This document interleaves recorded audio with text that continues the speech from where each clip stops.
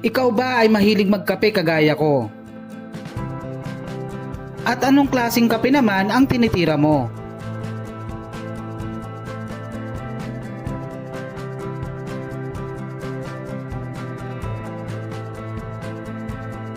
Kung ikaw ay umiinom ng kapeng barako o kape na ginagamit natin sa coffee maker, pues wag na wag mong itatapon ang kapeng pinakuluan dahil yan ay may malaking pakinabang sa ating garden.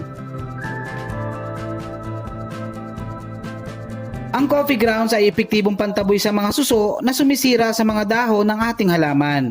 Magbudbud ng coffee grounds sa loob ng paso o kung saan nakikita ang mga suso.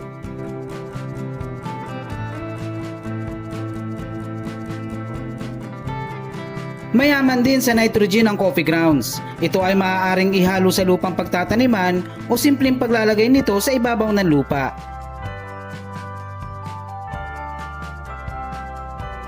Kung ikaw ay nagko-compose, maaaring ihalo ang coffee grounds para sa dagdag na nitrohina.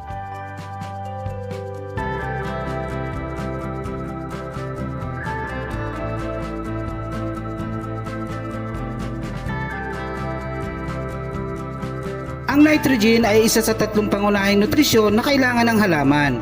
Ito ang responsable sa kabuuang paglaki at pagkakaroon ng berdeng mga dahon. Ang kakulangan sa nitrogen ay magreresulta sa pagkabansot ng halaman at paninilaw ng dahon. Ang aking mga tanim na kulyos o mayana ay alaga sa coffee grounds. Mas napapanatili ang tingkad at kulay ng mga dahon.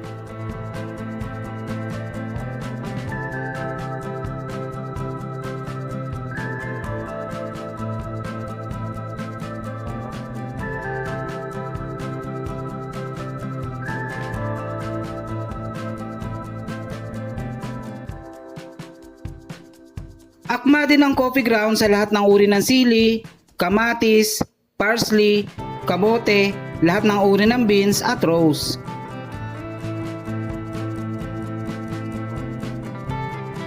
Magbudbud ng 2 o 3 kurot ng coffee grounds sa mga leafy greens isang beses sa isang linggo.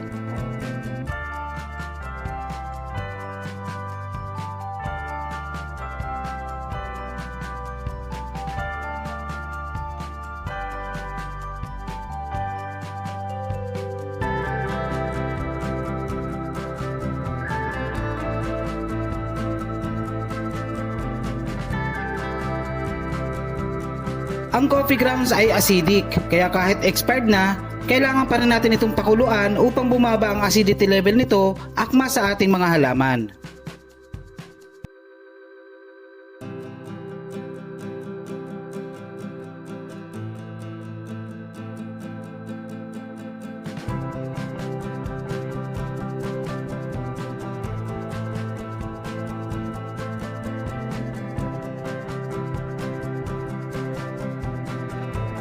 Ito po muli si Kuya Don at maraming salamat sa inyong panonood.